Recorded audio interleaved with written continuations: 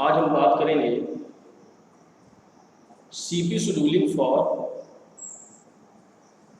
CPU and input output bound processes with example. यानी CPU और इन IO bound process की हम बात करेंगे प्रोसेस शेड्यूलिंग के आधार पे, सीपीयू शेड्यूलिंग के आधार पे एक न्यूमेरिकल को लेकर, एग्जाम्पल को लेकर, और थोड़ा डिटेल में देखते हैं कि प्रोसेस कैसे जो है आईओ रिक्वेस्ट पूरी करता है, कैसे सीपीयू उसको मिलता है, फिर एक बार वो प्रीएम्प्ट होता है और फिर से उसको सीपीयू मिलता है। तो ये प्रीएम्प्शन मोड में रहेगा, ठीक है, ये प्रीएम्प्शन मोड में ही है। तो यहाँ पर ये मैंने गैंट चार्ट बना रखा है पूरा, ये मैंने गैंट चार्ट यहाँ पर दे दिया है। अब इस गैंट चार्ट के आधार पे देखते हैं कि प्रोसेस जो है, सारी की सारी प्रोसेसेस आपके पास, हमें 4 प्रोसेस ले रखी है यहाँ पे, P1, P2, P3, P4। Okay, ये 4 प्रोसेस हमने यहाँ पर ले रखी है। अब इन चारों प्रोसेस में देखते हैं, ये आपकी प्रोसेस है और ये आपका अराइवल टाइम है, ये आपका सीपीयू और कंप्लीशन टाइम। तो क्वेश्चन इस तरह बनेगा, इसका मोड रहेगा प्रीएम्प्शन और क्राइटेरिया रहेगा प्रायोरिटी बेस्ड। हम यहाँ पे प्रायोरिटी बेस्ड क्राइटेरिया ले रहे हैं, प्रायोरिटी के एग्जाम्पल और करा रहा हूँ आपसे डिटेल में, ऐसा क्वेश्चन भी पूछा जा सकता है। और इस पूरे प्रोसेस में हमको ये देखना है कि कैसे कंप्लीशन टाइम हर प्रोसेस का अलग अलग निकलेगा।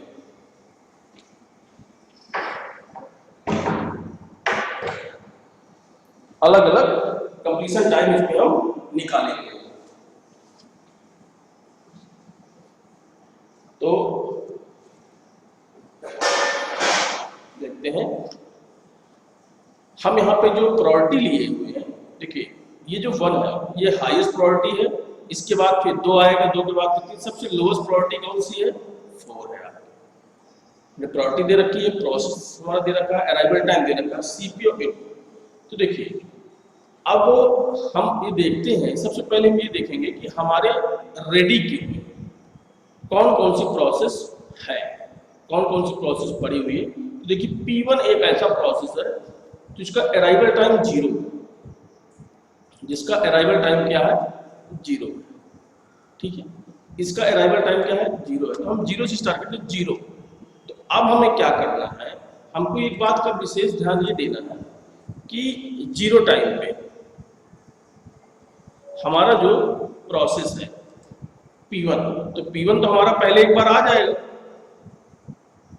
P1 प्रोसेस तो हमारा एक बार आ जाएगा 0 से 1। इसको हम क्या 1 सेकेंड तक चलाएंगे, हम 1 यूनिट ही चलाएंगे, हम 2 या 3 अगर यूनिट नहीं चलाएंगे, क्योंकि देखिए पहले इसको 1 सेकेंड तक सीपीयू मिला, इसके बाद ये चला गया इनपुट आउटपुट रिक्वेस्ट के लिए 5 यूनिट तक, फिर वापस जब आएगा तो फिर 3 सेकेंड तक प्रोसेस को कंप्लीट करने में टाइम लगेगा, यानी इसको 3 यूनिट तक फिर से सीपीयू मिलेगा। तो अराइवल टाइम 0 है, इसलिए प्रोसेस आपका पहले, जब 2 प्रोसेस होंगे तभी प्रायोरिटी यहाँ पर हम कंसीडर कर पाएंगे। तो 0 से 1 तक, 0 से 1 तक ये चला, ये देखिए। तो अब यहाँ पर जो अगर देखें तो इसका जो सीपीयू जो टाइम है वो अब क्या हो गया, यहाँ पर समाप्त हो गया, समाप्त हो गया। अर्थात अब यहां पर कितना बचा? 0 बचा। ओके, इसके बाद ये 1 सेकेंड, ये जो आपको 1 सेकेंड यहां पे दिया हुआ है, इस 1 सेकेंड से, इस 1 सेकेंड से देखें हम, इस 1 सेकेंड से अगर हम चेक करें, ठीक है, तो हम आप इसमें ये देखते हैं 1 सेकेंड से चेक करने के बाद कि आपका पहले सेकेंड है, यहां से यह प्रोसेस 5 यूनिट तक आई रिक्वेस्ट करेगा, 5 यूनिट तक, ठीक है। तो यानी कि अब हमारे पास दूसरे 1 सेकंड तक चला। अब 1 सेकंड से लेकर 2 सेकंड के बीच में कोई प्रोसेस देखिए नहीं है। आप गौर से देखिए कोई भी प्रोसेस यहाँ पर नहीं है, अर्थात ये प्रोसेस यहाँ पर क्या रहेगा, आइडियल रहेगा, यानी सीपीयू आपका क्या रहेगा, आइडियल रहेगा। ठीक है, आइडियल आपका सीपीयू यहाँ पर रहेगा। ओके, इसके बाद जैसे ही दूसरा सेकंड आया, यानी 2 सेकंड तक ये आइडियल रहा। ओके, फिर इसके बाद आपकी जो प्रोसेस है, यानी कि P2, दूसरे सेकंड में P2 आता है देखिए, और P1 चला गया CPU को छोड़ के IO रिक्वेस्ट में, तो अभी भी आपके पास P2 है। ठीक है, अब P2 आया, P2 जो है आपका 1 सेकंड तक P2 को भी हम चलाएंगे। ठीक है ना, P2 को हम 1 सेकंड तक चलाएंगे कि एक्चुअली में ये हमारा बस टाइम है, जिसको हमने 3 पार्ट में डिवाइड कर रखा है। इसको हम 1 सेकंड तक चलाएंगे। ओके, ठीक है, 1 सेकंड तक हम इसको चलाएंगे। तो अब ये कितना बचा, 2 बचा। ओके, 2 बचा। तो अब ये देखते हैं,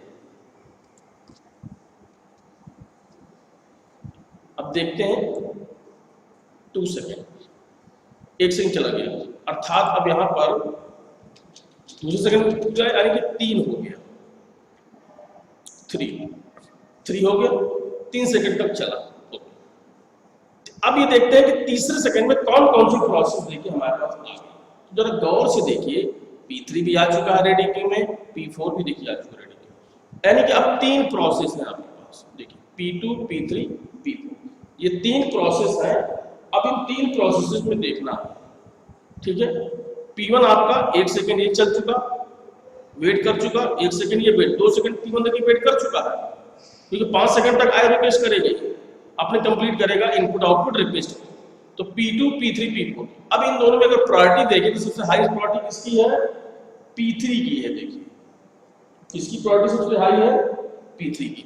तो अब क्या रहेगा, अगर देखें तो तीसरे सेकंड में आपका P3 लग जाएगा, क्योंकि प्रायोरिटी इसकी हाई है, P3 लगेगा।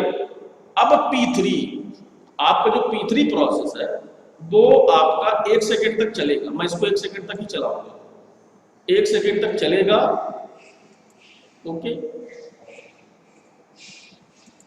1 सेकंड तक चलाइए, कितना बचा, 1 बचा। ठीक, यानी आपका 1 बचा, ये 1 बचा। तो अब 1 सेकंड बचाइए। ठीक, अभी भी अगर गौर से देखें तो P2, P3, P4, इन तीनों में सबसे हाई प्रायोरिटी किसकी है, अभी भी P3 की है। तो एक बार हम P3 और चलाएंगे। ठीक है, एक बार P3 हम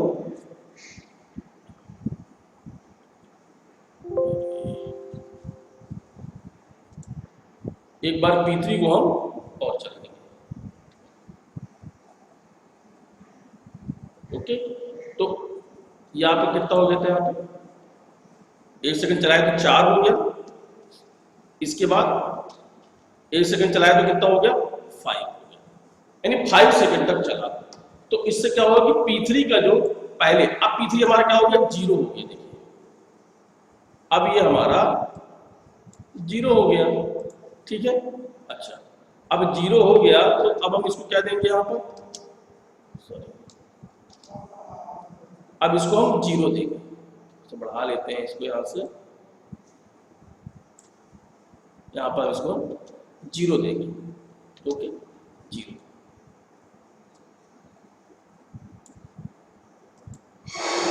ठीक है, ये हम यहाँ पे इसको 0 बढ़ा लिए,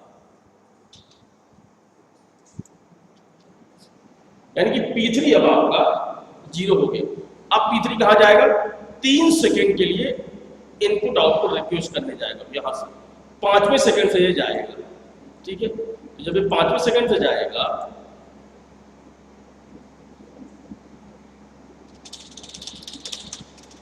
ये 5वें सेकंड से आपका इनपुट आउटपुट रिक्वेस्ट करने के लिए जाएगा तीसरे सेकंड में, यानी तीसरे सेकंड में जाएगा। तो यहां पर हम थोड़ा सा इंडिकेशन दे देते हैं, आई लिख देते हैं, आई, और यहाँ पे हमारा पहले सेकंड से गया था ये, इसको भी हम यहाँ पे आई लिख देते हैं। ओके, तो अब हमें यहाँ पे देखो P3 आपको हो गया।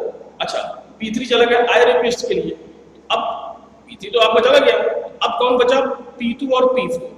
तो P2 और P4 में अब P2 हमारा जो है कितना, 2 सेकंड, 1 सेकंड P2 को देखिए हमारा बचा हुआ है, ठीक है। अभी ये आई रिक्वेस्ट में देखिए नहीं गया, अभी तक P2 जो है आपका आई रिक्वेस्ट में अभी तक नहीं गया। अब नंबर किसका है जाने का?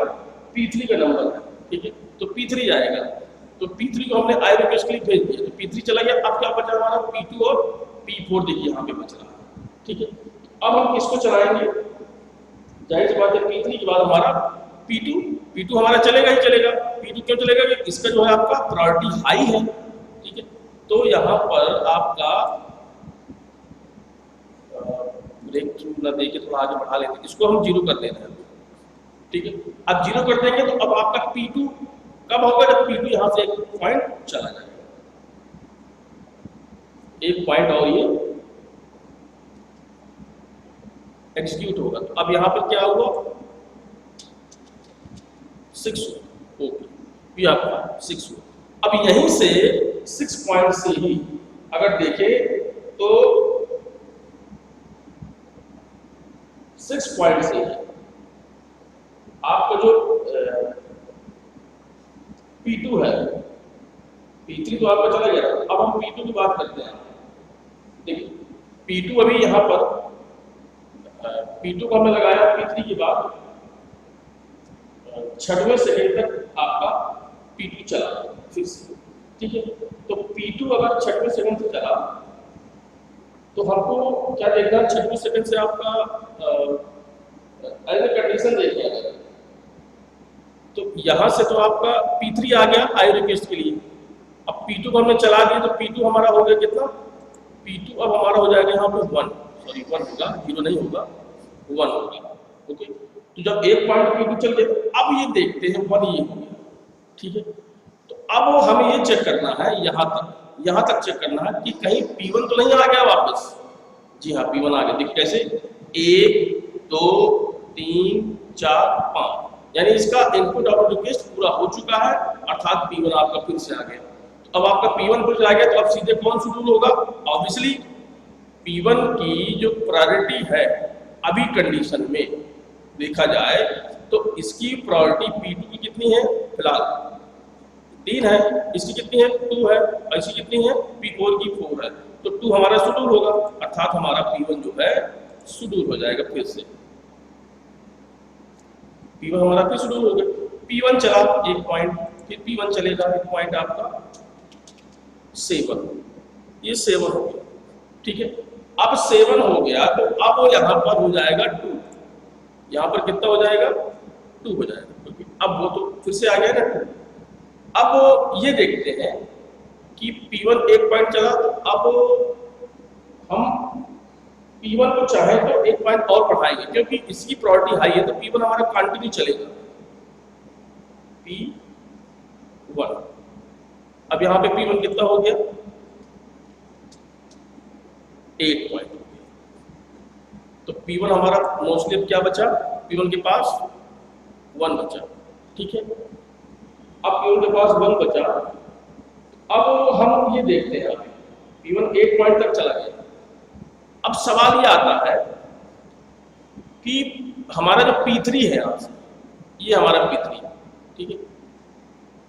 यहाँ पर हमारा P3 था, कंफ्यूजन के लिए यहाँ पे P3 अगर हम लिख दें तो ज़्यादा सही रहेगा, और यहाँ पर हम P1 लिख दें तो हमें ज़्यादा बेटर लग रहा है कि P1 हमारा ये रहा। अब P3 हमारा 6वें सेकंड से लगा था ना, सॉरी 5वें सेकंड से लगा था हमारा जो 5वें सेकंड से लगा था। तो कितना हो जाएगा ये? 1 2 3, अब 3 सेकंड के लिए आई रिक्वेस्ट करने P3 गया था, तो P3 का काम भी खत्म हो गया। अब जब P3 काम खत्म हो गया, P3 भी रेडी क्यों वापस आ गया। अब जब वापस आ गया तो अब देखिए P3 P4 P1 में करंट कंडीशन में देखिए तो प्रायोरिटी किसकी हाई है? P3 की। तो अब P3 फिर से लग जाएगा, P3 यहाँ फिर से लग गया। ये चला कितना? 9 पॉइंट तक। 9 पॉइंट तक ये चला। ओके, तो 9 पॉइंट तक ये चला। तो अब ये आपका P3, अब पूरी तरह P3 क्या हो गया यहाँ पे, P3 अब आपका हो गया कंप्लीट। अब P3 जो है आपका कंप्लीट हो गया, ठीक, यानी P3 अब आपका निकल गया टेक्स्ट कंट्रोल की पूरी। अब क्या बचा P1, P2 और P4। अब देखते हैं कि फिर से P1 को आना चाहिए P3 के बाद। हाँ जी, फिर से P1 आएगा क्योंकि इसकी प्रायोरिटी हाई है, तो P1 आपका फिर से आ गया। तो जब P1 आपका फिर से आ गया तो P1 अब आपका चला कितना, 10। अब P1 भी आपका क्या हो गया, 0 हो गया, फिनिश हो गया P1, यानी P1 यहां से आपका 0 हो गया। ओके, अब P1 भी आपका 0 हो गया, ठीक। अब जब P1 0 हो गया तो अब हम देखते हैं कि P3 और P1 दोनों हमारे चले जा चुके हैं। अब बचा P2 और P4। तो अब हमको ये देखना है कि हमारा जो है प्रायोरिटी अगर देखा जाए तो P1 के बाद किसकी आती है, P2 की आती है। अब यहाँ पे हमारा P2 शेड्यूल होगा। ओके, तो जब P2 शेड्यूल होगा तो ये चलेगा जाके 11 पॉइंट तक, ये हमारा 11 पॉइंट तक चलेगा। ओके, ठीक है, 11 पॉइंट तक चलेगा, तो इसको हम चलाएंगे 11 पॉइंट तक, इसको हम 11 पॉइंट तक चलाएंगे P2।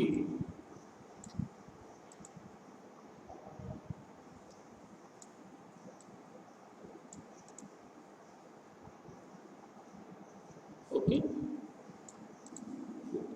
अब यहां पर आ गया P2, तो P2 हो गया अभी 0।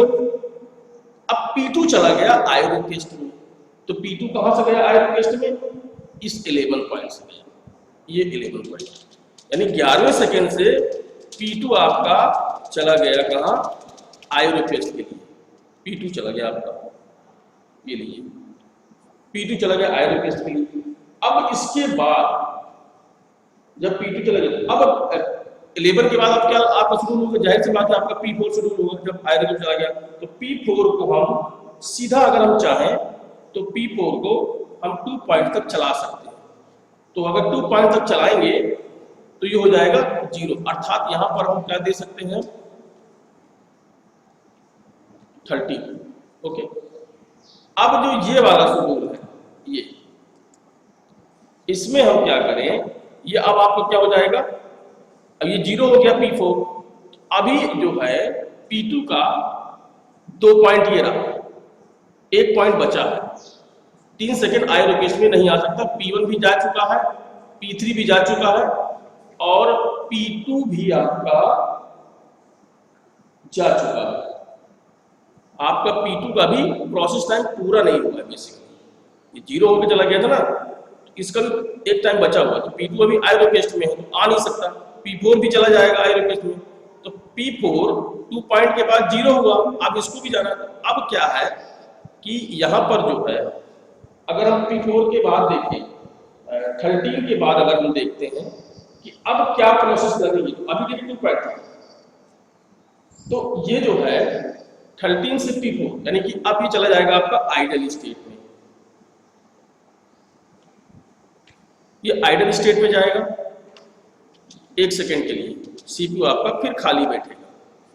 ठीक है, क्योंकि अभी P2 पर बचा था, P2 आपका आयो रिक्वेस्ट में है, वो CPU उसको ले नहीं सकता, तो अब आपका 1 सेकेंड के लिए P4 फिर से चला गया। तो अब इसका मतलब क्या है, P2 यहां से फिर आपका रिकवर हो गया। देखिए 2 3, अब 3 सेकेंड के लिए P2 आपका गया था, फिर से आप कौन शेड्यूल हो जाएगा, फिर से यहां पर P2 आ जाएगा, फिर यहां पर P2 शेड्यूल होगा, तो P2 अब आपका 15, थोड़ा सा छोटा छोटा मैं बना रखा क्योंकि शायद प्रॉब्लम इसमें बेसिकली आ रही है।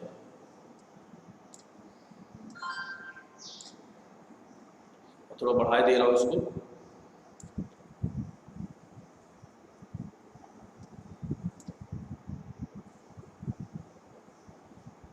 ये भी बढ़ जाए थोड़ा सा तो बच जाएगा।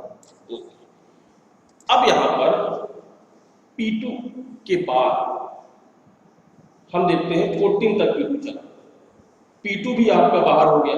अब ये बताइए कि जब P4 हमारा कब गया था, P4 2 सेकंड के बाद चला गया था यहां से। P4 हमारा कहां से गया था, 13वें सेकंड से। P4 हमारा 13वें सेकंड से कहां चला गया था, आई रिक्वेस्ट के लिए, यहां से गया था हमारा P4। ये हमारा P4 जो है आई रिक्वेस्ट के लिए 13वें सेकंड से गया था। तो इसका 1 सेकंड कितने सेकंड के लिए जाना था, इसको 4 सेकंड के लिए। 1 सेकंड ये पूरा हो गया, 1 सेकंड ये पूरा हो गया। अब इसके बाद हम देख रहे हैं कि P4 भी चला गया, P4 का कंप्लीट हुआ नहीं, P2 आपका कंप्लीट हो गया। अब क्या है कि फिर से CPU यहां पर आइडियल बैठेगा। आइडियल बैठेगा कितने सेकंड के लिए, 2 सेकंड के लिए बैठेगा। क्यों, क्योंकि 2 सेकंड के लिए इसलिए बैठेगा कि अगर हम P4 को देखें तो P4 का 4 है, 1 2 3 1 4। तो यहां से आया 1 सेकंड, तो ये खाली हो गया इसका आई रिक्वेस्ट का। उसके बाद 14 से 15 1 सेकंड ये हो गया 2, अब 2 और बचा, तो यहाँ पे हम सीधे 70 कर दें, तो ये पूरी तरह से 4 सेकंड यहाँ से आपको इसका कंप्लीट हो गया। और यहाँ पे P2 आपका कंप्लीट पहले हो चुका था, 17वें सेकंड से फिर से फ्री हो जाएगा, फिर इसको CPU मिलेगा 1 सेकंड के लिए, ये अपनी प्रोसेस को कंप्लीट कर लेगा। ओके, P4, तो ये जाके आपका हो जाएगा 18। ओके, 18 हो जाएगा।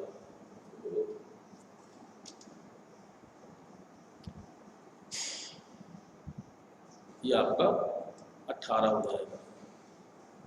इसको 18 ही कंसीडर कर ले हम लोग, ज़्यादा सही रहेगा।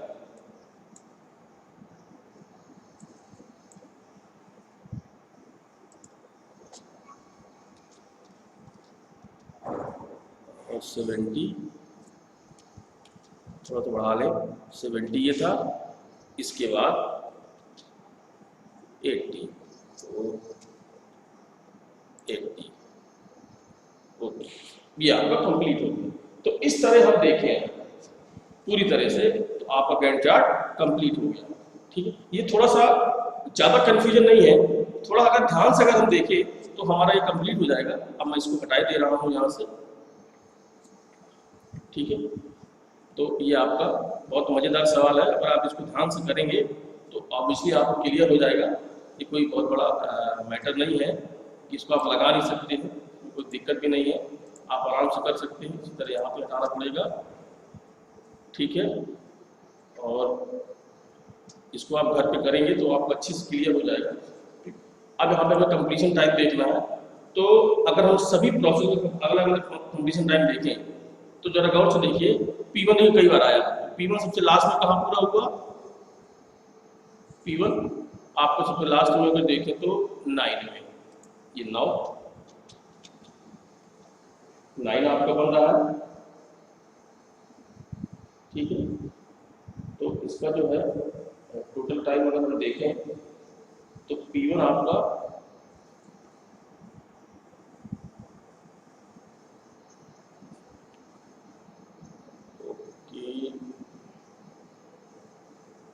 पूरी तरह से, अगर कहीं मिस्टेक ना हुई हो तो इन सबका टोटल यहाँ पे P4 जो है आपका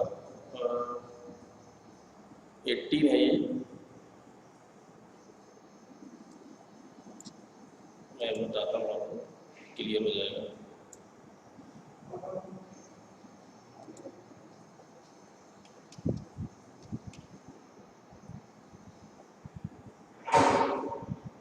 देखते हैं, तो हम इसको थोड़ा पीछे रख ले तो बन जाएगा। ये देखिए P4 यहाँ पर थोड़ा सा बढ़ा लेते हैं इसको।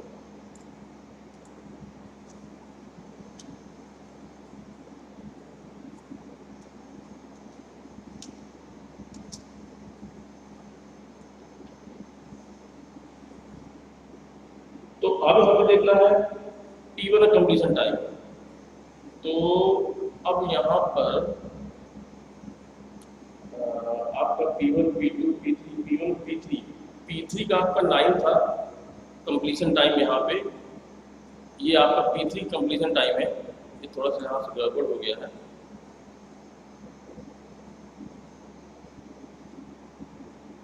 ठीक है, ये थोड़ा सा हमें यहाँ पे करना होगा, यहाँ पर गड़बड़ हो गया है, मैं इसको भी सेट कर दे रहा हूँ, अब और क्लियर हो जाएगा पूरा डायग्राम इसका। ये P1 का 10 आ रहा है, P2 का आपका 11 आ रहा है, P4 का आपका 13 आ रहा है। तो 10 आपका यहाँ पर P1 का कंप्लीशन टाइम है, और इसके बाद आपका जो P2 है, P2 का 15 है, आप देख रहे होंगे P2 का 15 है, और इसके बाद आपका आता है P3 का आपका 9 कंप्लीशन टाइम है, देखिए सबसे लास्ट में आपका 9 कंप्लीशन टाइम है, और इसके बाद P4 का जो कंप्लीशन टाइम आपका आ रहा है वो आ रहा है आपका 18 आ रहा है। देखिए 18 में जाके ये कंप्लीट होता है। इसको मैं आगे बढ़ाए दे रहा हूँ तो आपको और क्लियर हो जाएगा। ठीक,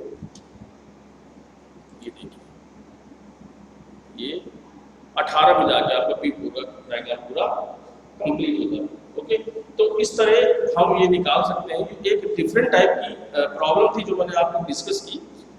ठीक, तो ये आपको करना है।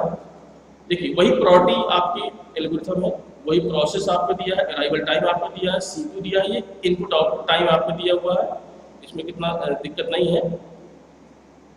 ठीक है, तो इसको आपको कर लेना है। और भी न्यूमेरिकल देखिए, सिर्फ कंप्लीशन टाइम इसने पूछा, आप इसमें TAT भी निकाल सकते हैं, WT भी निकाल सकते हैं, RT भी निकाल सकते हैं। अगर आप निकाला जाए TAT निकल आएगा, आपको क्या होता है CT माइनस AT, इसका हो जाएगा 10, फिर आपका इसका निकालेंगे 15 माइनस 2 13 हो जाएगा, फिर इसका 9 माइनस 3 तो आपका 6 आ जाएगा, इसका 18 माइनस 3 तो आपका 15 आ जाएगा। इसी तरह आपको वेटिंग टाइम निकालना है तो TAT माइनस BT होगा। तो अब सवाल आता है BT में हम क्या घटाएं। ठीक है, तो आपसे सिर्फ CT पूछ सकता है और TAT पूछ सकता है। ठीक है, तो इसका आपको ध्यान देना है कि हाँ C2 आपका RT भी पूछ सकता है, रिस्पॉन्स टाइम ये भी आप निकाल सकते हो। C2 फर्स्ट टाइम कब मिला, आपको 0 मिला, 0 माइनस 0 तो आपका यहाँ पे 0 हो जाएगा। फिर अगर आप P2 का RT निकालना चाहे तो P2 कब लगा, 2 में लगा तो 2 माइनस 2 आपका यहाँ पे 0 हो जाएगा। फिर आपका P3 कब लगा, P3 आपका 3 में लग गया, देखिए 3 में मिला तो 3 में आप क्या कर सकते हैं कि 3 माइनस 3 करेंगे तो आपको 0।